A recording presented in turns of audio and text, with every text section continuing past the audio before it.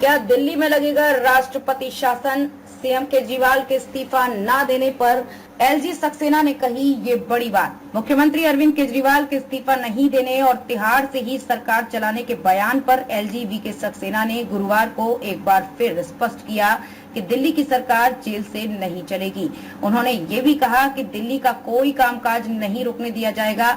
अगर संवैधानिक संकट उत्पन्न होने जैसी स्थिति बनती है तो भी निश्चित तौर पर सख्त कार्रवाई की जाएगी। कार्यकाल के 2 साल पूरे होने पर पत्रकारों से की बात। अपने कार्यकाल के 2 साल पूरे होने पर एलजी गुरुवार दोपहर दिल्ली के चुनिंदा पत्रकारों से अनौपचारिक बातचीत कर रहे थे।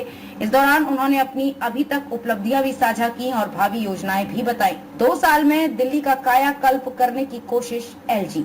26 मई 2022 को दिल्ली के उपराज्यपाल का पदभार संभालने वाले सक्सेना ने कहा, कार्यकाल खासा चुनौतीपूर्ण रहा है, लेकिन फिर भी उन्होंने यथासंभव बेहतर करने का प्रयास किया। एलजी ने ये भी कहा कि अगले 2 साल में उनकी कोशिश दिल्ली का कायाकल्प करने की है। उन्होंने बताया कि आयुष्मान भारत योजना भी यहां जल्द ही लागू की जाएगी। राजनिवास अधिकारियों ने बताया कि एलजी सक्सेना के 2 साल के कार्यकाल में G20 के दौरान दिल्ली को काफी संवारा गया। यहाँ की सड़कों को 100 से ज्यादा मनमोहक मूर्तियों व कलाकृतियों से सजाया गया। 5000 सीसीटीवी कैमरे लगाए गए। दिल्ली में जन सुविधाओं को बढ़ाया गया। लैंडफिल साइटों से चरणबद्ध तरीके से कूड़ा उठाया गया।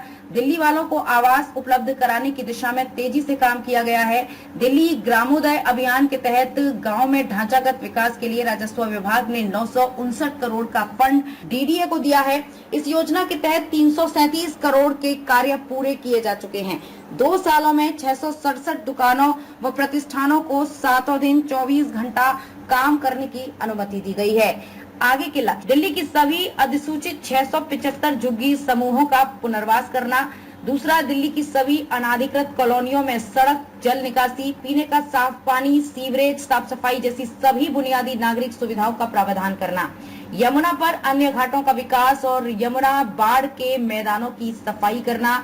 2024-2025 की सर्दियों और वसंत के दौरान 10 लाख ट्यूलिप का रोपण करना। चांदनी चौक, जामा मस्जिद, फतेहपुरी मस्जिद क्षेत्र, भूली भटियारी परिसर, सदर बाजार परिसर और निजामुद्दीन क्षेत्र का जीर्णोद्धार, पुनरुद्धार और कायाकल्प। डीडीए को अपनी संपत्तियों संपदाओं का उपयोग करते हुए मिशन मोड में सौर ऊर्जा और उससे प्राप्त बिजली का विकास करना। यदि सुप्रीम कोर्ट द्वारा एनजीटी के आदेश पर लगी रोक हटा दी जाती है तो यमुना की सफाई करना।